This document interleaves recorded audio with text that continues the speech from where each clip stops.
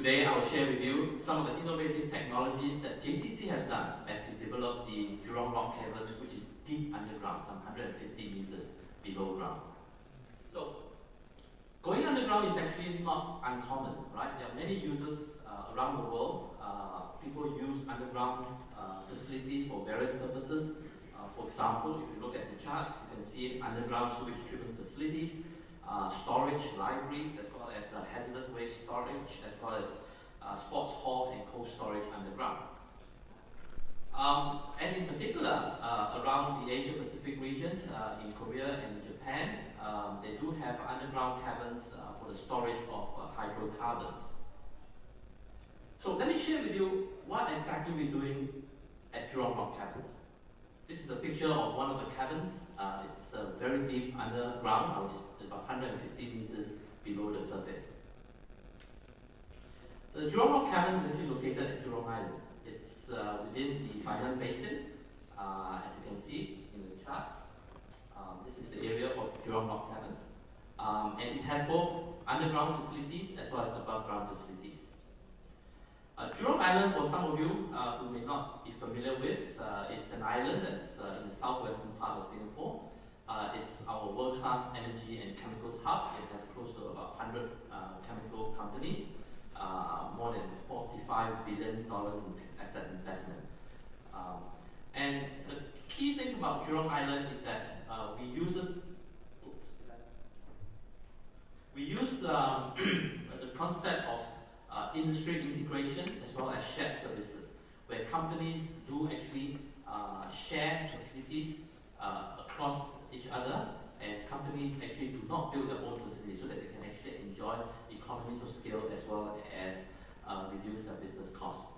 And within this ecosystem, storage tanks and terminals are very critical to support the growth of the chemical industry.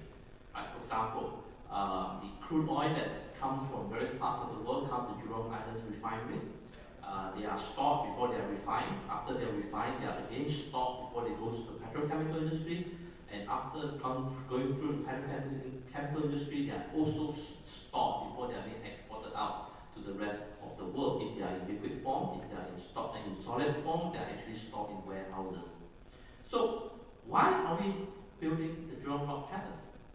Well, firstly, we hope that we can actually optimize the land use, okay, so that we can actually make use of the above ground space for more higher value added activities such as production, and to use the underground land for storage. So, an example is that we can actually save 60 hectares of land by going underground. Now, in addition of such land savings, it also creates a competitive advantage for the companies on Jurong Island, improve security, as well as improve the health and safety. Because what you can't see, it is safe, right? Well, the Jurong Rock Cavern is actually divided into two phases, phase 1 and phase 2. We are very close to completing phase 1. The first phase comprised 1.4 million cubic meters of storage, and it comprised of 5 caverns. Phase 2 is another 1.3 million cubic meters and another 6 caverns. So in total, when everything is completed, it will be about 2.8 million, comprising 11 caverns. We started to plan this project way back in 2001, and it's only in 2007 that we started constructing the shaft, the access shaft, which I'll explain later. And we are now in 2016. The first 2 caverns are completed in 2014. It's already operational, it's already being used, and we are completing the balance, the 3 caverns, by early next year. This is the layout of the caverns. If I can just use the screen on my right, we have 2 access shafts, 1 and 2, which provides access into the facilities 150 meters below ground. And the green colors are all your access tunnels where people can move around, as well as trucks or small vehicles can actually move around. And the red color are actually the caverns, which are used to store hydrocarbons such as crude oil, fuel oil, naphtha, and so on. The blue color are actually the water curtain that provides the active pressure onto the cavern, which I will explain later. Each cavern is about 20 meters wide, 27 meters high, right? It's the height of about 9-story building. Okay, so it's a 9-story building. You can fit a 9-story HDB flat within this cabin. And as you can see from the chart also, the two access shafts and the cabins are actually located between or below the Banyan Basin. Each cabin is also 340 meters long. Right? So it's a lot of storage space. Each cabin is 165,000 cubic meter of space. How does the cabin work? Essentially, the cabins are located below the water table, and the water table or the water pressure provides an active pressure onto the cabin's walls. Right? The walls of the cabins are actually not lined, and as the hydrostatic pressure acts onto the cabin walls, water actually goes into the cabins, and that prevents the hydrocarbon from leaking out. Right? The water that's collected at the base of the cabins are actually then later on pumped out, right? And then recycled, and then we actually recycle the water through the water curtain to ensure that the cabin pressure is maintained. And how deep is the cabin? Well, it's 150 meters deep. You can see the various depth of various facilities in Singapore. Our typical underpasses and malls, that's around 10 meters below ground. Our MRT tunnel can go up to 30 meters below ground. The deep tunnel street system that conveys all the wastewater to our new water facilities by PUB, that's close to around 50 meters, and the rock cavern is at the top of it is at 130 meters, and the bottom is at 150 meters below ground. So it's very deep. It is the deepest part of the Southeast Asia continent, right? Or maybe even the deepest part in Asia.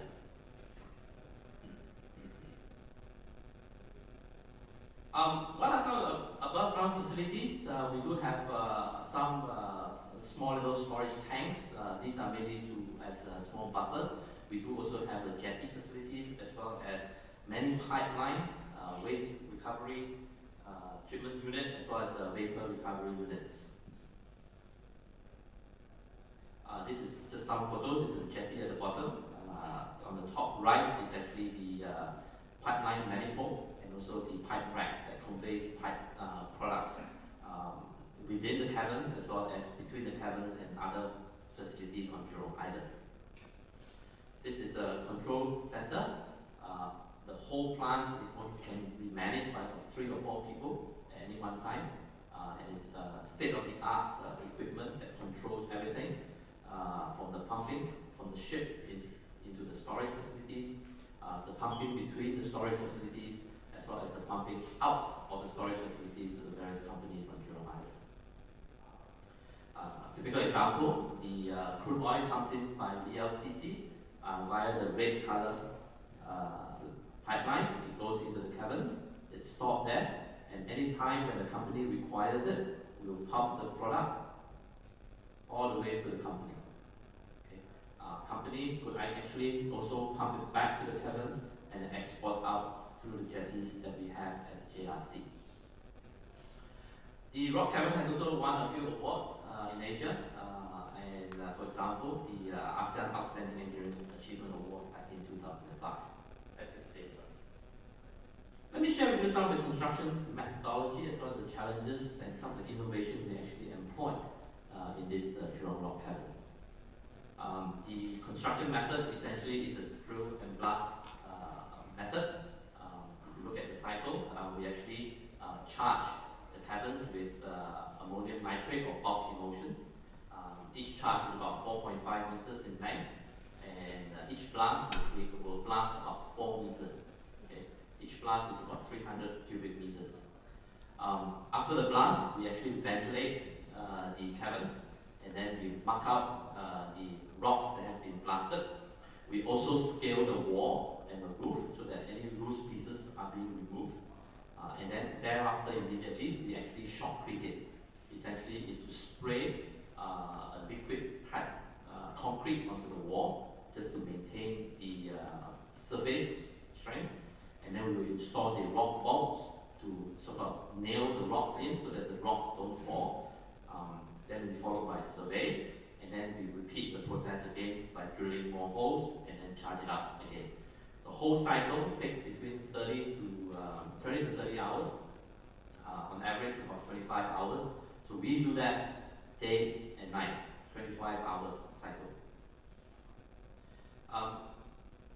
This is each cavern is actually very tall, so it's about, as I said, 27 meters high. We do it in 3 benches, split up into 9, 9, 9, and then we do the top bench first, and we excavate all the way down to the bottom bench. Now, what are some of the challenges? As you know, this is 150 meters deep, so we have 2 access shafts. We use the 2 access shafts to bring all the equipment down, all the explosives down, and then we blast it underground, and then we bring all the rocks back up. We actually installed T-lifts, as you can see, this yellow color structure. This is actually a T-lift. It can carry 45 tons, right? A full load of a truck carrying rocks can actually go down at 100 meters per second. Okay, quite fast. Sorry, not 100 meters per minute. Okay. What are some of the other challenges? For example, we are actually working underground because of the limited space. So you can see all these construction works going on. We have to install a lot of pipelines underneath, a lot of valves, a lot of instrumentation, a lot of electrical cables, all within a very tight, constrained space. We also have a lot of problems with water. Earlier on, Mayor talked about liquefaction. Here we talk about water ingress into the cavern walls. Okay, as you can see from some of the pictures, it looks like a waterfall within the cavern. So we have lots of issue with that, and we have to really do a lot of soil investigation, rock coring, just to check what is the permeability of the rocks, and thereafter, if the permeability is very high, we will actually have to do a lot of grouting, right, to grout the rocks. So for example, as we blast, we actually drill a probe hole 60 meters in, and depending on how much water comes through the probe hole, we will know what is the condition of the rock. So the problem with going deep underground is that we are really going quite blind, right? Because you really don't know how the rock looks like ahead of you. I mean, you could do a lot of soil investigation, a lot of rock coring, but that's very, very expensive, right? So we do probe hole as and when we move, and each time we do face a problem, then we'll do more and more grouting to ensure that it is stable. We are quite grateful that for this particular project, only a small area has lots of water. The rest of the caverns are actually quite dry. Talking a little about surveying, since this is RICS, we also use the latest technology called LiDAR, okay, laser detection and ranging, right, to actually compute the shape and size and the volume of this rock cavern. So the center part shows you the video of this laser technology. With this new laser technology, we could actually compute the volume and create a 3D profile or mapping of the cavern very, very accurate. So what you see is actually how it looks like in 3D form using LiDAR technology. Okay. Conventional survey equipment would not be able to help you carry out that survey. Right? So this is how the rock cavern looks like. Unfortunately, we can't go down to the rock caverns now, so I can't invite any of you to go down because the caverns are really all sealed, right? We're already using 2 out of the 5 caverns. The other 3 caverns, they are being commissioned, and once it's commissioned, it will then import products into the facilities. The other innovation that we use is really, we installed a vapor recovery unit. As you know, hydrocarbon is volatile, right? It does move from a liquid state to a gaseous state, and as it moves to a gaseous state, the pressure will build up, so we need to extract the gaseous state. Instead of burning the gaseous hydrocarbon, we actually recover it so as to reuse the hydrocarbon to reduce the losses and also to make sure that we don't burn it, therefore do not add additional CO2 into the environment. What next after this? We are looking at various underground development in Singapore. These are all at an exploratory stage, right? No plans to build them yet, but at least with the experience that we have in the Jurong Rock Caverns, we will be able to have a better appreciation of what is it like to build underground. We're looking at two projects in particular. One is the Underground Science City. This is the place where we hope to be able to do some underground research as well as office. So it's not for living, right? It's for work. Okay, so it's the Underground Science City. The other projects that we're looking at is really the underground logistics and warehouse facility. This is where we hope to store goods. Okay, use it as a warehouse because it's ambient. I mean, the temperature is constant, so it's very suitable to store, especially cold storage, for example, or products that requires a constant temperature. Right. So these are the two projects. Now, I would like to end with a video to explain a little bit about what I said. Hopefully this will give you a better appreciation of how we actually constructed Jurong Rock Caverns. Please enjoy. Jurong Rock Caverns, Southeast Asia's first underground storage facility for liquid hydrocarbons. Located at Jurong Island, Singapore's oil and petrochemical hub, more than 100 meters below the Banyan Basin, with a capacity to store 1.47 million cubic meters of liquid hydrocarbons. Phase 1 development will see the construction of 5 caverns, along with underground and above-ground supporting facilities. The construction began with 2 vertical shafts, providing access underground for excavation of tunnels and caverns, as well as the operation and maintenance of the facility upon completion. Before excavation began, an earth retaining structure called a diaphragm wall was installed to support the soft underground layers.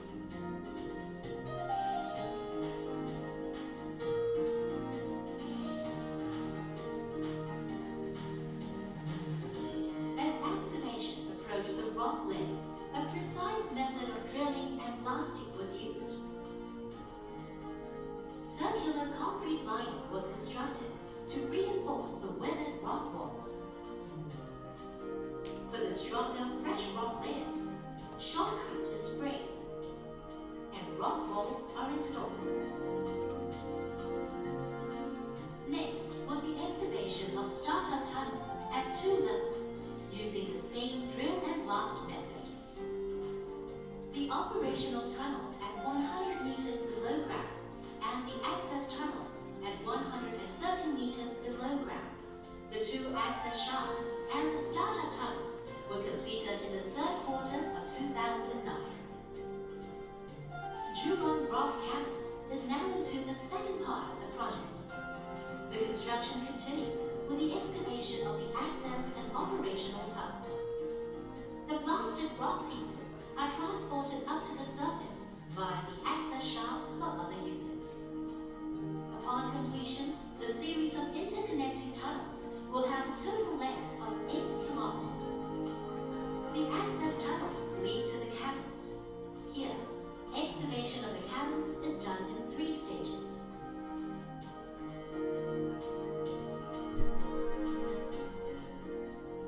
Each cavern will be 340 meters in length and 20 meters in width.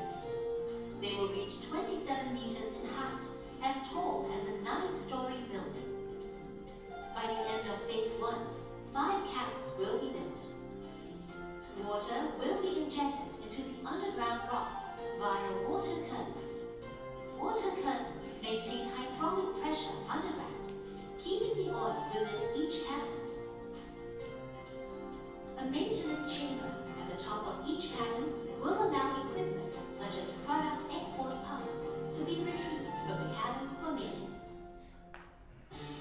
Once all infrastructure is in place, the caverns will be ready for operation. Oil will be channeled via pipelines from tankers to the caverns for storage.